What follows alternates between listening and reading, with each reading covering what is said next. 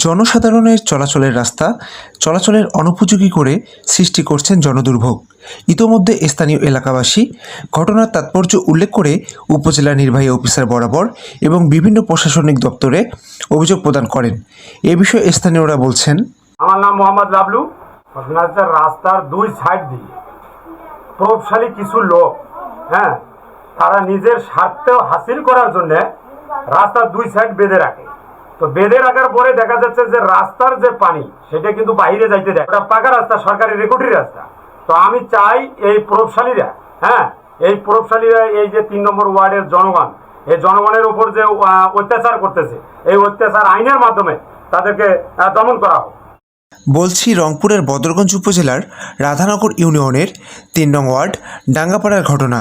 সরেজমিনে ঘটনাস্থলে গিয়ে আমরা জানতে পারি, স্থানীয় প্রভাবশালী ব্যক্তিরা চলাচলের রাস্তাটির দুপাশের পাড় বেঁধে বেহাল দশা করেছেন। কেউ যদি এর প্রতিবাদ করতে যায় তবে ক্ষমতার প্রভাব দেখিয়ে দমিয়ে রাখেন, এমনটাই বলছেন ভুক্তভোগী এলাকাবাসী। বৃষ্টির পানি যাইতে পারতেছে না, যার কারণে কাদা হচ্ছে। আচ্ছা, অনেকে মন্তব্য করতেছে যে আপনারা পার্ক কেটেছেন বা মাটির রাস্তার দুই ধারে মাটি জমা করছেন বিধায় কিন্তু এই সমস্যাটা হচ্ছে, আসলে কি তাই? দুই ধার বলতে কি দক্ষিণ ধারটা উঁচু করছে বলে এইটা হয়েছে।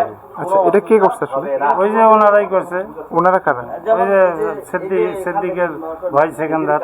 ও, সিদ্দিক, একটু পূর্ণাঙ্গ পরিচয়টা দিবেন ওনার? সিদ্দিক উনি পুলিশ অফিসার, ঢাকাতে থাকে।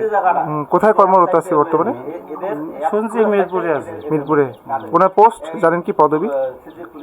ওই এখন বোধহয় সিআই এসপি হয়েছে।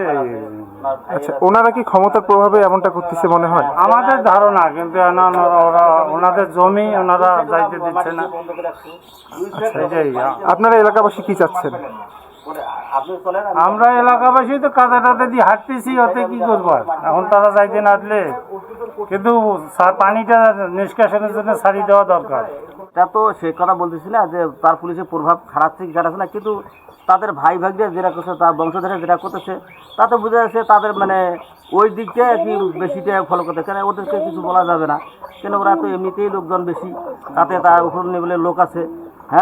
আর তাদের কিছু কেউ বলবেও না, এলাকার লোকও কেউ কিছু বলবে না, কেন বলতে গেলে তারা তো একটা হারানির শিকার হতে পারে। জনদুর্ভোগ চলতেছে, অতএব যে কারণে জনদুর্ভোগটা না হয় সেই ব্যবস্থা করাটা আমার মনে হয় ভালো।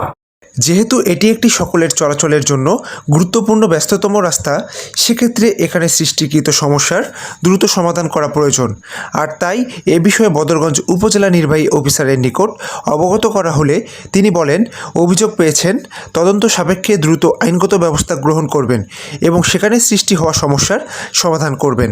রিফাইত ইশতিয়াক হৃদয়, সরজমিন বার্তা।